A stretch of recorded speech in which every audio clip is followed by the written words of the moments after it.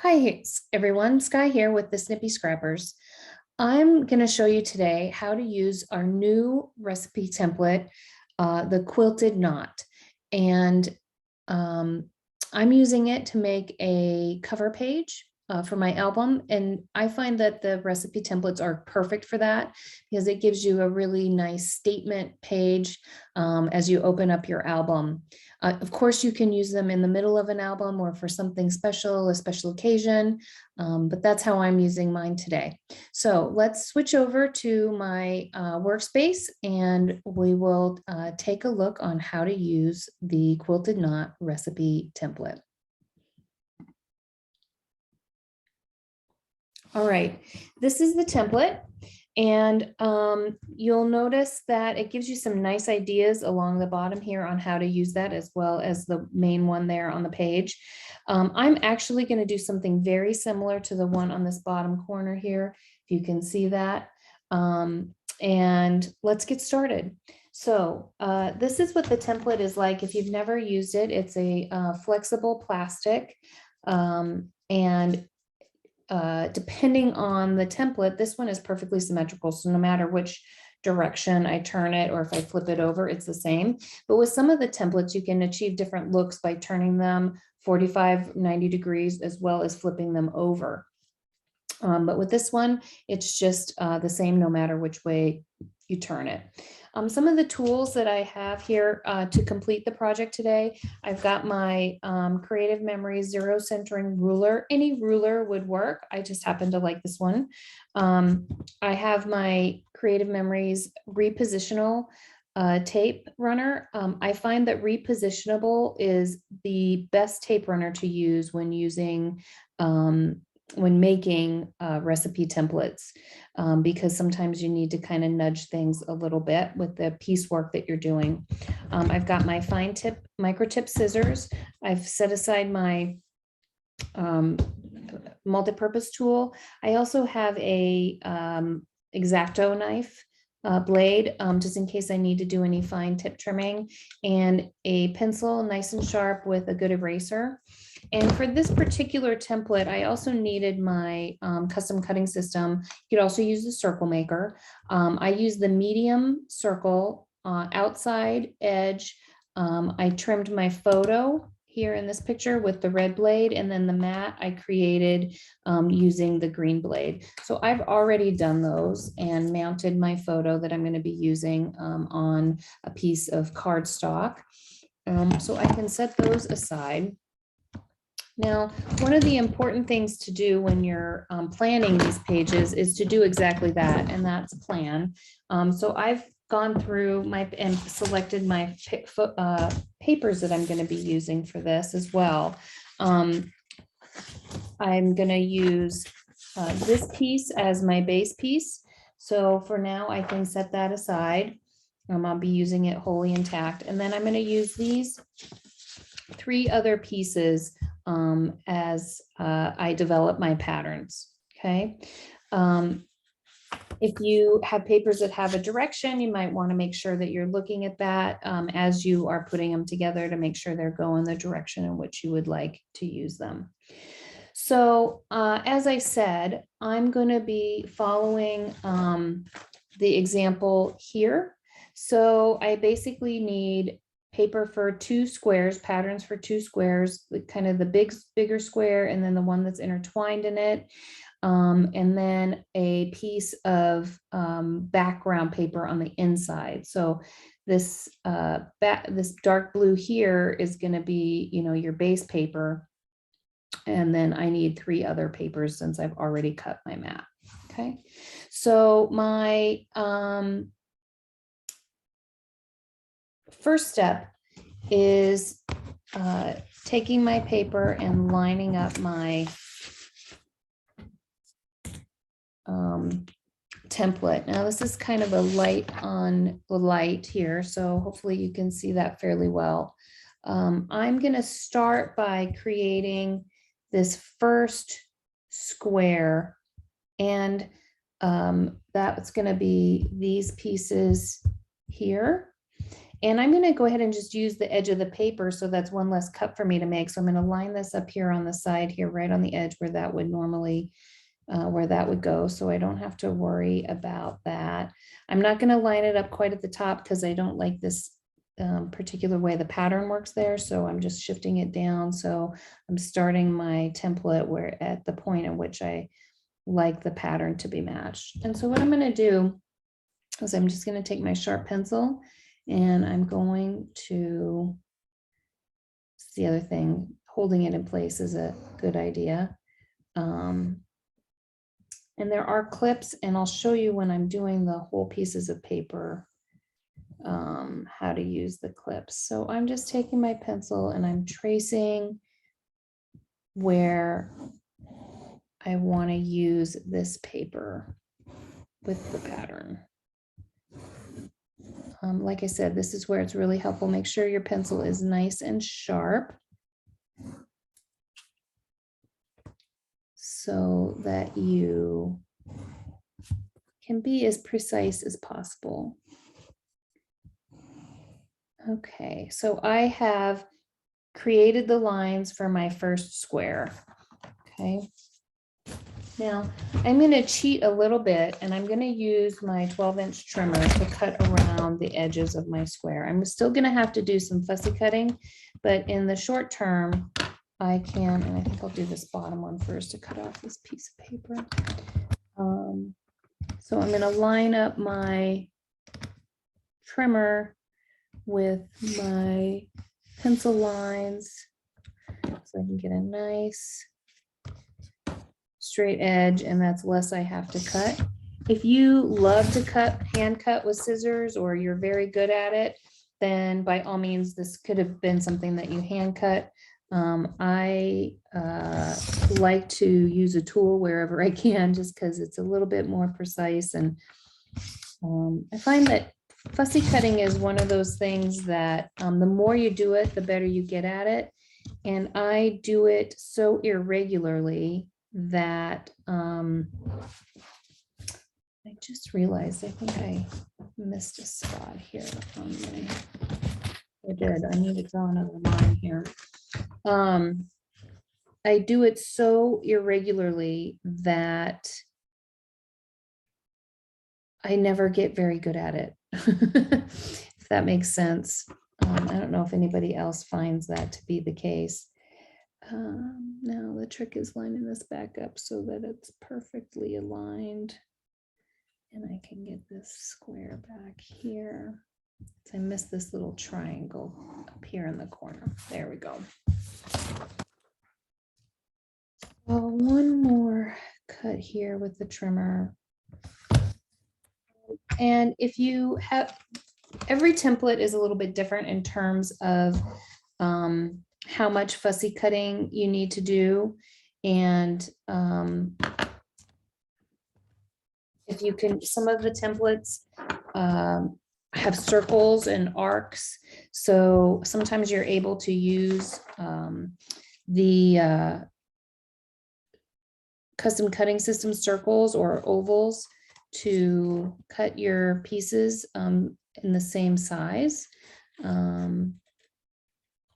But sometimes you just have to cut it by hand. So as I cut this, I'm going to try to put it together or leave the pieces together in the same way as best as possible, so that my line, because this does have a pattern to it, the lines, I want them to line up and match as best as we can.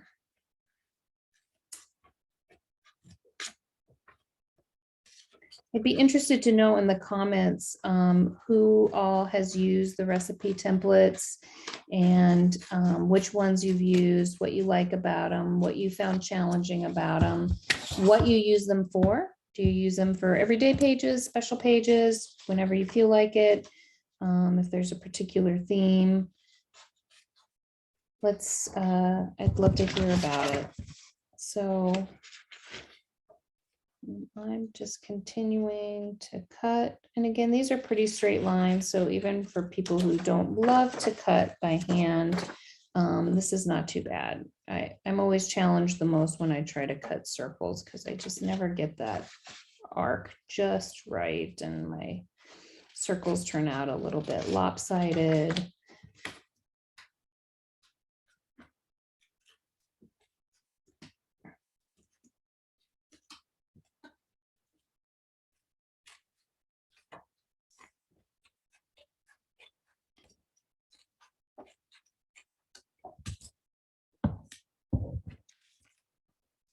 All right, I've just got a few more pieces here to go.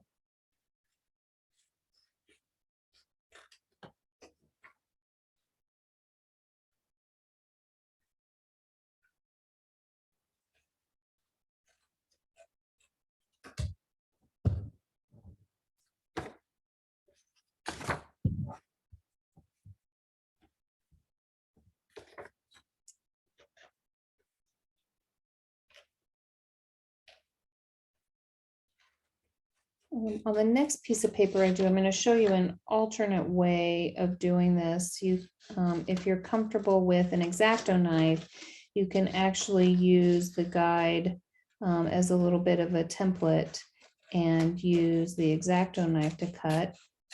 I do it both ways, no really rhyme or reason. I do find the circles a little bit easier for me personally to use the X-Acto knife on, just because I find that I'm less likely to cut it a little bit awkwardly.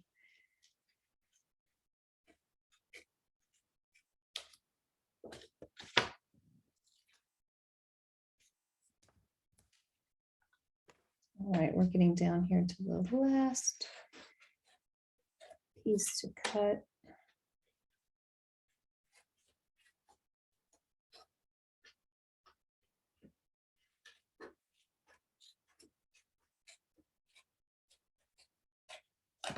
I do love these microtip scissors for cutting these small little corners and small pieces. They just seem to fit in the best in terms of being able to make a sharp corner. They're great. It's great that way. So I have a little bit of paper left over. I'm just going to set that aside here. My next piece is going to be the square that's turned on its side, and you can see that a lot better on this piece of paper, the contrast. So I'm going to be cutting this square this time.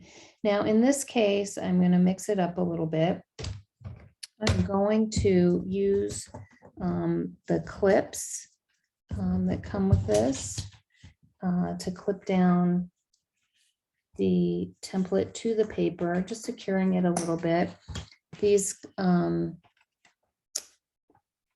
this works great when you're using the whole piece of paper. And the previous cuts I made, I was using a scrap, so that didn't quite fit to do that. I'm going to just use my other mat here so I don't mix up my pieces. So previously I used my pencil. And I think what I'm going to do, just to show you a different way, is use my X-Acto knife. And so I've got this on my self-healing Creative Memories 13-inch mat.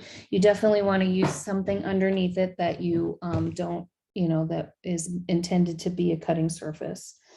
And so you can just take this blade and then use your template as a guide as you cut along. So my suggestion with this is that it is always best to go nice and slow when you do that, so that you are sure to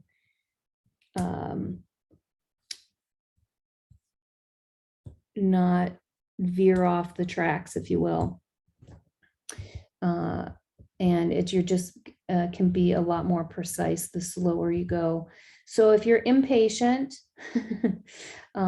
maybe not the method for you. Maybe the pencil, using a pencil is a little bit better. It's kind of, it saves a step. You're cutting right away rather than tracing and then cutting. So it's kind of 6 in one, half dozen in the other, whatever your personal preference is. The other thing is that these templates the corners tend to be a little bit rounded. And so with the X-Acto knife, sometimes that's hard to achieve. And so you may have to kind of go back and just trim the little corners to get your pieces out 100%. But I tend to like this method because I find that I make straighter edges when I use the X-Acto knife. The great news is that it sounds like we kind of got a little teaser that CM is looking at adding a cutting system such as an X-Acto style knife, and potentially maybe a different mat that could be larger than these mats as well, to go along with the recipe template product line. And that would be great. Kind of make it a bit of a one-stop shop. And these templates, you know, they are a real thin, flexible plastic. And so, you know, as you're cutting as well, you need to really, with your non-cutting hand, secure your template in place as you're cutting so that it doesn't move around and move out of place. And even with mine, you can see that that just did very slightly. Actually, on that one, it did.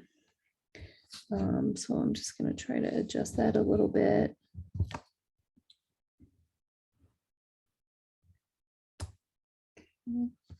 Let's see, and I think I started here, so I just have 2 more cuts to make here. Oops.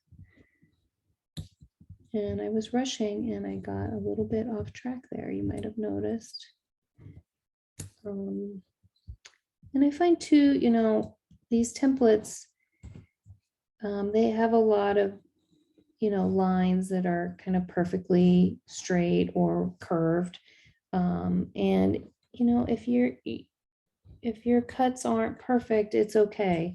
Once you get it all together, it's really not noticeable. And also, you know, if you make a spot, a cutting error that you feel is obvious, that's always a great place to put an embellishment down so that, you know, nobody will know. So let's take a look here. When I take this off, I've got my cuts, and I am going to want to just take my scissors and pop out the corners on a couple of these.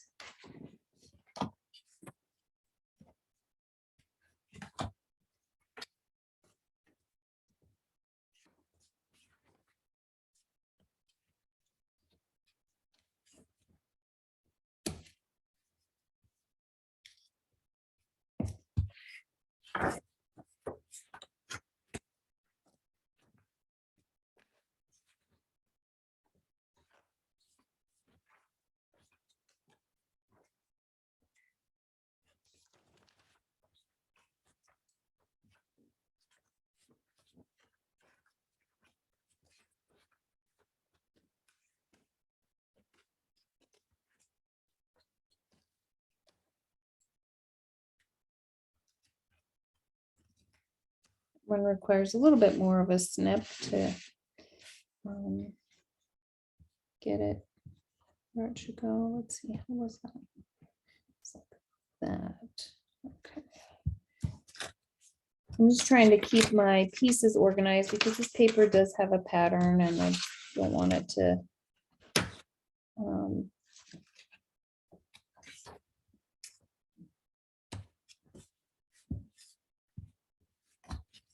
get out of sync with the paper pattern. This is the one that I have some movement on my template on, so I'm gonna have to trim this up a little bit better, but thankfully it moved the right to the outside and not to the inside. So the piece lines up with just fine.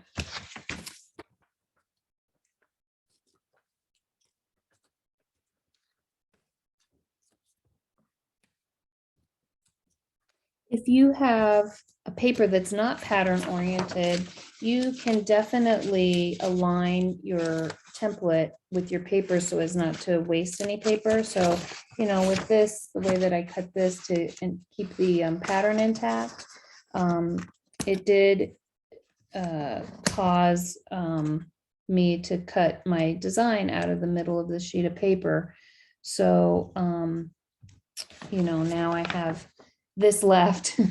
So I can trim this down so that I get the corners and the middle piece, but you know, that's not the most efficient use of paper, but in this particular case, it looks great. So we will just keep it on track like that. So that's not quite how that's going to go. It's going to go a little bit like that. So then the last piece that I need to cut is just going to be the center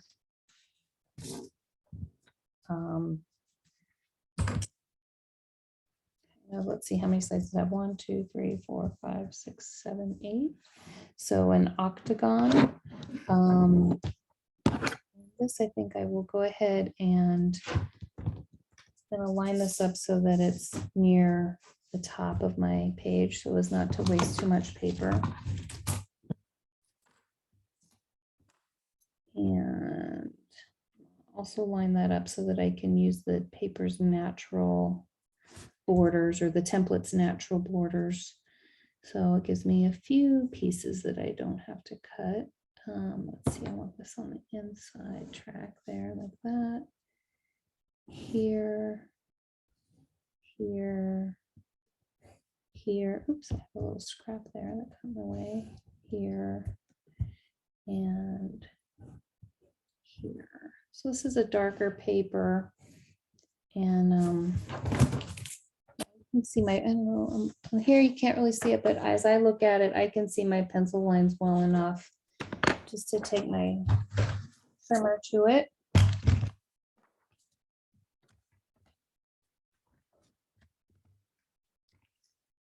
And I'm going to line that up so that I can there, right down line. And I'm just going to cut these little edges off. This is a great thing about the 12-inch trimmer. It's got such nice features that I can cut this very accurately using the cut line and the guide, the little foot here, which you can't see too well. There's this white little foot on the guide.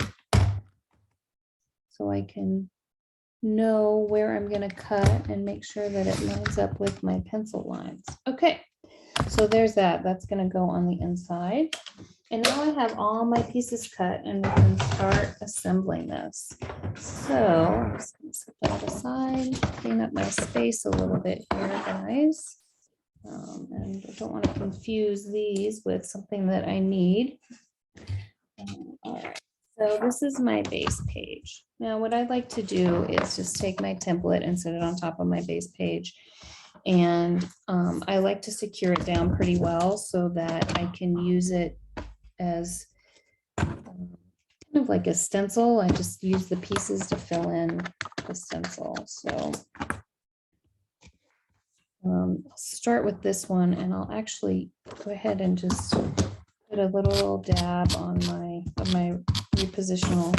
I'm going to go ahead and just lift this up from the bottom and slide this in here and tuck this right into where the template shows me it goes, and that looks almost perfect. Okay, so I put that down. That's the first piece. That's the easy one. And then I'll start next with these guys, and I'm just gonna again use my repositional, and I'm gonna set these in here.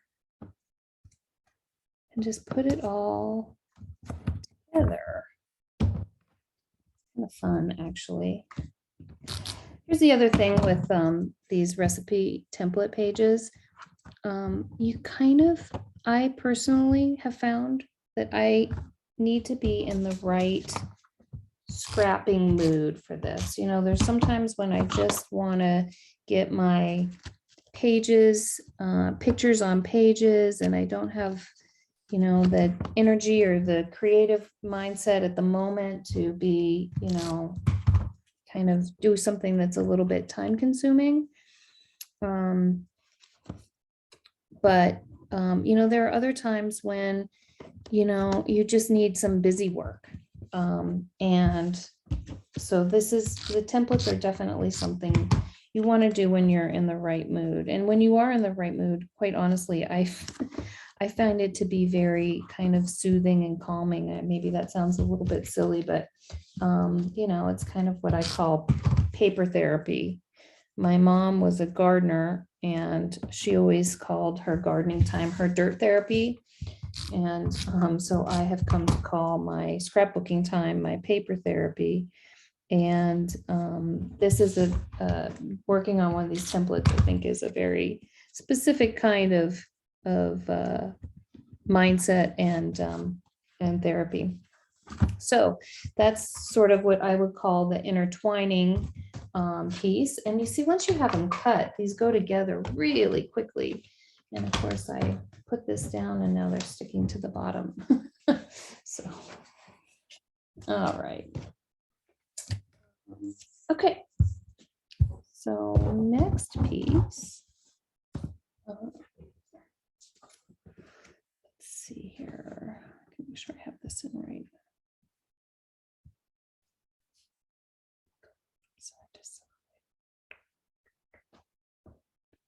Is that right? Sorry, I had to do a little double take to make sure I had this lined up correctly. So this piece goes here. This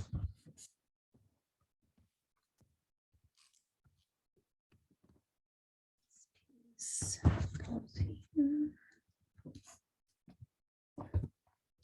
And if you find that you have some pencil lines left on your pieces, that's why I recommend that you use a quality pencil and a quality eraser. So, you know, like art grade to do so. The eraser, even much more so than the pencil, in my personal experience. I tend to sometimes use some of my daughter's cast off pencils, but I always use these white gum erasers. They come in multiple brands, but this is the one that I usually use. They come in a, you know, a 3-pack or a 4-pack, and that lasts me for quite a while. Even after I share it with my daughter, she always seems to lose hers and think that she needs to use mine. I'm sure those of you with kids have a similar experience, or grandkids, you know that your stuff disappears, especially when it comes to craft supplies.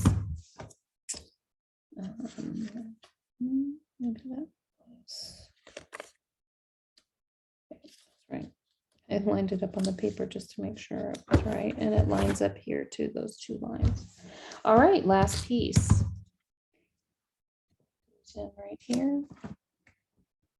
All right, so now you just kind of carefully lift this template. I kind of work from the bottom, and I make sure that I use my hand here on the papers as it goes through, because some of the edges might just kind of be stuck a little bit there. All right, that came up good. And there it is, voila. And the photo that I pre-matted. By the way, I'm using the it's Fall Ya All collection here. And this cardstock that the photo is mounted on is from the latest Paper Buffet. It was the camel color from Paper Buffet. All right, so that is my finished product. This is going to be the title page for an album. And I hope you guys learned something and enjoyed seeing how these templates work. And certainly if you have any questions or would like to purchase any of the currently available templates, just let us know at snippyscrappers@gmail.com or message us on Facebook. Thank you so much for your time, and happy scrapping.